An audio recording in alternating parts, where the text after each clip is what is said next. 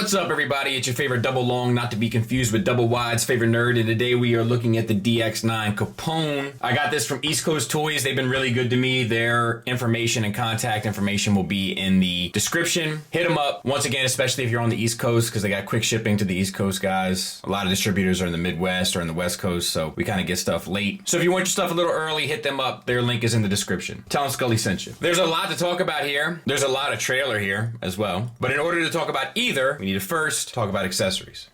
So he comes with this kind of signature gun, not a lick of paint added to this bad boy, which is unfortunate because the purple paint does look beautiful on the figure itself, but the sculpt is on the money. Even if it is a little kind of clunky looking, it's kind of accurate at the same time. You can clip this gun onto the side of the trailer if you so desire. He'll hold it just fine using your typical masterpiece peg in the palm method. He comes with this sword, of course, as the gunmetal silver paint application applied to it, which looks good enough, I think. Decent sculpt around her as well. The sword will plug in right underneath where the connection between the cab and the trailer.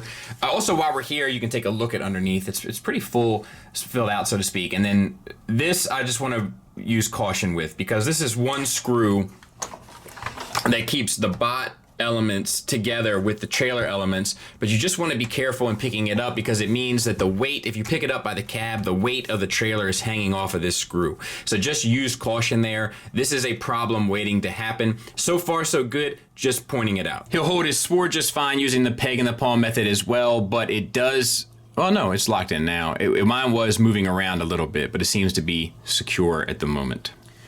He comes with the Minosaur sword. Now you have the kind of glossy black plastic here, which does look good. The silver paint added on, and then the gray handle. Sculpt is decent. It is imposing. It does look nice. I like this little, like, you know, the way they did this, where it has the piece inside of it. Just gives it a little extra oomph on the detail side of things. And the combined Minosaur will hold the sword just fine.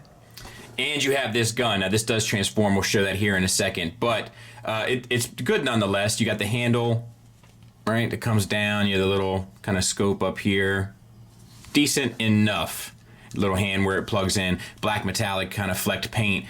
The gold paint, the red paint, the translucent accents here. Like it ends up being a very interesting looking weapon. And I think overall it's going to add something to it. The gunmetal silver here. Not accurate, right? But cool nonetheless, I think. And the combined Minosaur will hold the gun just fine. But I'll tell you, there is something that comes off a little wrong about this gun in hand in person. So we'll go ahead and transform this thing. It's not covered in the instructions. I'm thinking about judging and, you know, reviewing the instructions too as we go into 2020. Like, you know, because it's important that the instructions are well done. So I'm thinking about including that in my rating process. So here we go. Open up these pieces here. When you get them to about halfway, that's kind of the best time to open up the wings, I have found. And you want to spin the barrel of the weapon around as you get it in, so to speak. And as you do so, you'll notice that you'll encounter a little bit of a tolerance issue with the wings. So you might have to close them up a bit and then open them up a bit. It's just kind of the cost of doing business here. You can bring up the legs, and then this whole section double hinges back. And then you can bring the legs down and open them up, and I'm not going to bore you with all of that, but this goes away, you know, because it has the antenna here, so I guess that just sits like that. And then you open up these, they'll peg in to the little side walls underneath the wings, and then you just extend the legs, right? And I'm not going to bore you with all that, but you get the point. But I think it's a cool little accessory, and I think it's awfully thoughtful. You know, like they found a way to kind of include something from the cartoon and also give it a little bit of a purpose, and so on and so forth. Like I'm good with that. These, you know, articulate, the wings articulate, and then that metallic purple pops, you know, every time. So I'm good with it. I think it's a pretty cool and clever idea. And gimmick-wise, these doors do open, and then, of course, this articulates. I've seen pictures with a sword, like the giant sword stuck underneath there. I've tried it. I can't get it to stay, and I don't think it looks good either. But, you know, like, I've seen it, like, jam it up in there, but, like, it just, I can't keep the tension really on it. So, and then even, like, let's say it did stay, that looks not good, right? So I would say the big combiner weapons, it's best to just leave them out of the picture in regards to storage. There's also electronics and Minosaur's eyes with a button, and the batteries are pre-installed on the back. So let's talk about this thing. Look, it rolls like a champ, right? We got rubber tires. It's decoed beautifully, especially the cab. The silver metallic instead of a translucent really pops. The silver metallic on the fuel drums or fuel cans pop, and then it has a metallic black finish. Like, it looks beautiful. They went translucent on the windshield and then metallic kind of for the rest, and that's a little off-putting to me, but still, it looks beautiful. This is a little strange, but they did sculpt it in, so I guess it works. But it was a little off-putting to me at first, seeing it the way it was, like without, you know, the stripe down it. I don't know. And these extend to here, so that's a bit, you know. But I think, look, it's too long, right? And there's just no way to get around it. It's always going to be too long.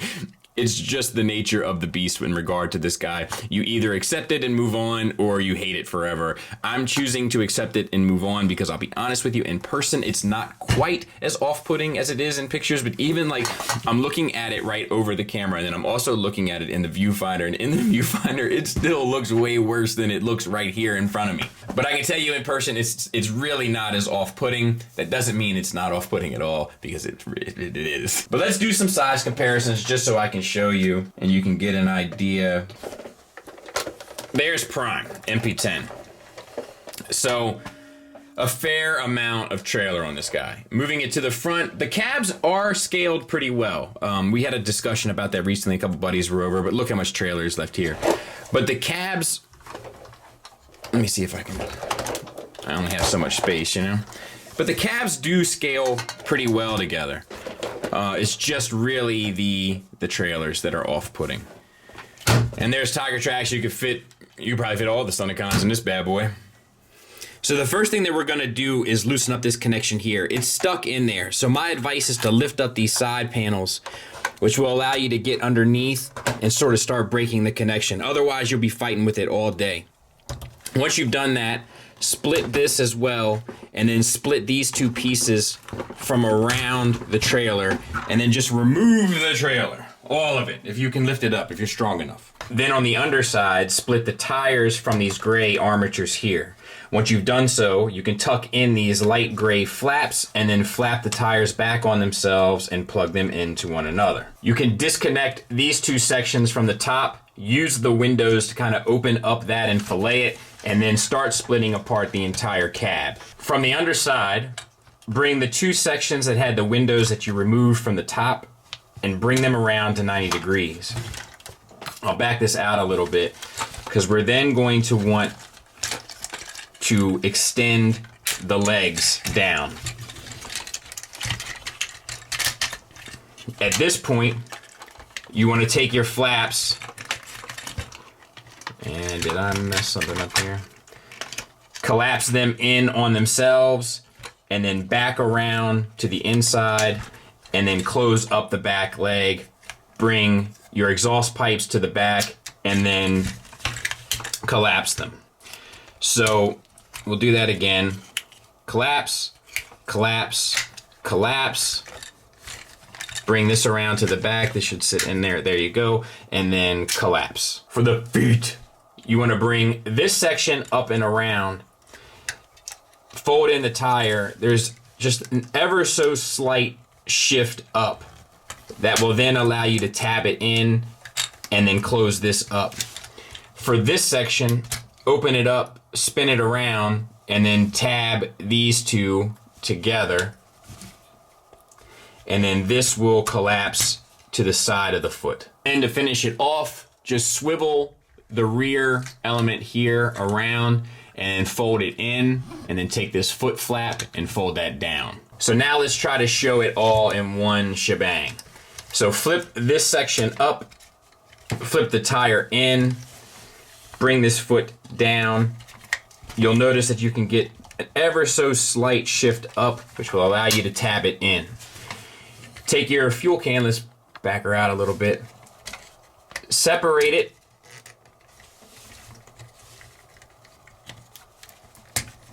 spin it 180, fold it back and collapse it on itself. Untab the wheel here, and then spin it so that you can collapse it inside. As you double hinge the fuel can up, you tuck the heel in and close the flap. So the next thing that you want to do is get this midsection sorted. I get 8 up. I think you leave it with the backpack towards the back and then just flip it at this double hinge here. You'll be able to tell as you split this apart. So let's just go ahead and split this apart as well. And my advice is to separate the shoulders from the backpack just to start getting yourself oriented. Yeah, so that has it right. If you don't have it lined up quite right, you'll notice that as you get the chest in line, it won't sit flush with the pelvis. It'll sit off a bit. So that's what you're looking for. This to be stacked on top of itself and for that to be in line. And then if you turn it, now it's sitting nice and flush. Now let's get the backpack sorted. So just this whole thing just flip flaps all over the place and lines up until you get this peg to correspond with that hole there and down there, and that will solidify. Make sure you get your head out of the way, and then bring your gray piece around to the back, tab that in, same for this side.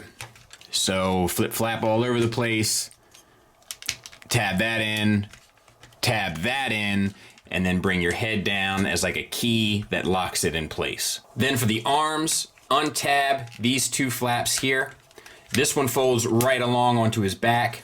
This one, once it's extended, you can flip the hand down and then rock the whole thing back, double this flap over onto itself, tabbing it back in, and then sort your hand. Same thing for the other side, untab, wrap around to the back, extend, bring the hand out, rock in, close up, collapse, and then orient. And we'll get him cleaned up and we'll take a look at him. So let's take a look at him. He looks pretty good. Let's go through it though. So remember in my best worst figures of the year, I talked about it's hard to make Motormaster look cool. This is why. They don't do a great job of it here. This face sculpt looks goofy. Now, I think it looks pretty toon accurate. The problem is I think he looks a little goofy in the toon as well. But it has the pink metallic or the purplish, the light purple metallic paint and the metallic eyes, and then the flat gray box for the head. You do get a swivel. You get a soft ratcheted hinge up, which is nice. And then once it's up, you can hinge down as well, and then you can collapse it. So there is a lot of good engineering there, action figure wise. So it's well done. I'm just not crazy about the sculpt. The proportions in general are a bit off to me, but they're not terrible. They look worse in pictures than they do in hand. All right, for the chest, we have the black metallic, which looks great. We have the purple translucent, which is interesting and looks good enough. And then we have the gray, the darker gray border around the lighter gray. All of that looks good to me. Same thing is done for the pelvis. We have a waist swivel that's feels like, no, it's just a swivel. And we have an ab crunch that's pretty good. Nothing back, but that's fine. Nicely done. So for the shoulders, they are pinned on a hinge at the base of the shoulder. That allows you to get the shoulder up, but it also has a universal that sticks out here. I'd recommend using that because this hinge is not the best. As you can see, the tolerance of it is just not great. That one's done a lot better, but it's better to just go ahead and use that hinge. It'll hold a lot better. And then you have the soft ratchet hinge around, no problem there. Bicep swivel. You have a single hinged elbow that gets you just shy of 90 degrees. It's very close. A wrist swivel. The fingers are on a base pin knuckle. The index finger is independent, but they all have typewriter fingers, which is not my favorite. And then the thumb is on a pinned hinge as well. And you get an in-out hinge at the wrist as well, but this wrist is toleranced a little loose. This one's much better once again. All right, for the hips, we have universals. We have this flap that'll get out of the way. It's a soft, inconsistent ratchet forward, but it holds just fine. That's not tight. And then out to the side, it's a soft universal as well, and holds just fine. Thigh swivel built around the universal, no issues there. The knee is a double hinge, sculpted knee hinge, which always looks good, and a great range. So that's well done. And then we had the black metallic paint throughout, the purple metallic, and then the translucent windshields here, which don't bother me as much in robot mode as they do in alt mode, to be fair. Ankles, nothing for a tilt up or down, but you do get an insane rocker that'll get you the full spread, so to speak. And there he is from the back, very clean. You know, you got to give him that. Pretty well done. Size comparison wise, there he is next to the Fans Toys offering. I think they both look good, and honestly, I think the body is just as good here. The head on the Fans Toys I much prefer, and there's something about the presence of the Fans Toys that I much prefer, but I think that they both look really good. It's interesting to me how much shorter he is because the arm bots are kind of similar. So I'll be curious to see how that all kind of shakes out when we get to combine mode. There he is next to Unique Toys Onslaught, so they're kind of more similar in size, which is interesting because this Minosaur from DX9 is going to be significantly bigger than the Unique Toys Bruticus. So all this sort of stuff is, like, I don't know, super collector nerd stuff that fascinates me. There he is next to a Seeker, and there he is next to his two teammates from DX9, Breakdown and Wild Rider. And they're looking good together, shaping up nicely. Now this Mamma Jamma. So we want to undo the flaps on both sides. A lot of the beginning stages of this are kind of just taking away the solidity of it. Untab the feet from the bottom, and you can also untab this little door from the side. And of course that goes for the other side as well. These feet here, you want to bring to the bottom, and that will allow you to split the trailer in two. Bring the feet back around on themselves so that they match up and form a wider foot. Collapse this piece in and flip the toe up. And we're gonna do that one more again. Flip this piece up, flip the toe up. You then want to push this piece up, which will allow you to slide the leg down and then close this up. And we can do this on both sides. By pushing it to the side, you get a little bit of leverage to get underneath. Close it back down, close it up, and then for the hips, they will come out. You can flip these pieces on the pelvis forward, and then you can set kind of the legs where they should be. Now you want to orient it because you'll see the knee is here, so you want to orient it so that the thigh is facing forward. Then swivel back the feet, and you can't see that, but take my word for it. So there, and then swivel back the feet. Then take out these side panels, fold them back around, tab them in. Same goes for this side.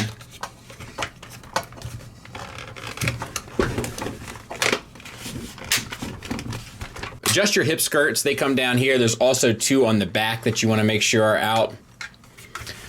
Bring your tires down 180.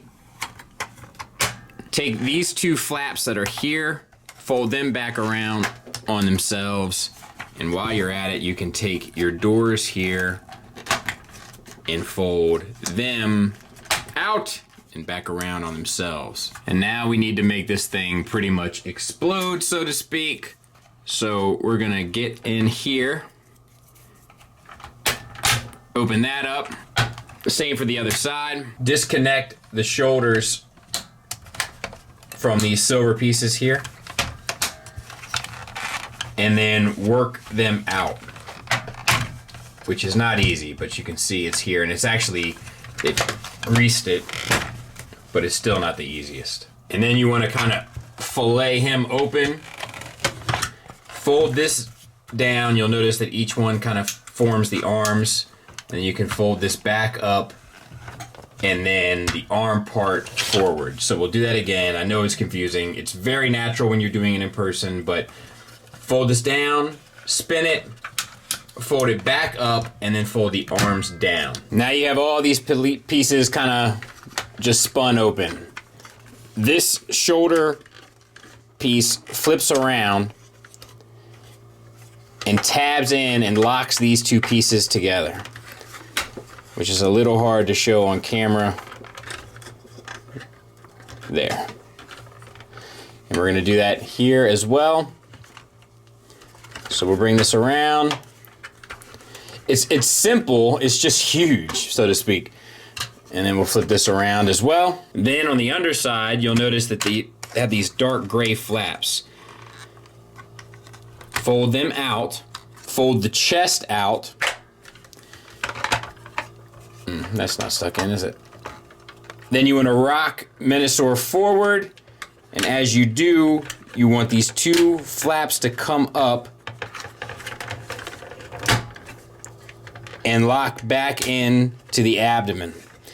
And that'll keep it secure, and it works quite nicely. And you just gotta sort the arms by separating those two pieces. I'm telling you, my shoulders keep coming undone, but we'll fix that in a bit. Extend the hands, which I can show you down here. And that will go on the outside as well. So we're gonna do that again. Bring this hand out, might give us a little bit of leverage. This thing is stuck in there. God bless. That's cool, the pistons on the elbow. And that's it. We'll clean them up, take a look at them. And there he is. And we'll go over the articulation and stuff when we get all the pieces tacked on, because it doesn't really matter what he can do like this. What matters is what he can do once all the pieces are on. But he does look good, and that is important. I actually dig it an awful lot. But let's see how he fares with you-know-who, because that's probably the most important thing. But he is solid. Like, the biggest issue are these pieces here. When you want to adjust the shoulders, they have a tendency to come untabbed, but like, he's intimidating, he looks good. Look, I know you guys think I take great joy out of saying I told you so, but I don't necessarily. But he fits in absolutely perfect with the toy world and the Zeta scale.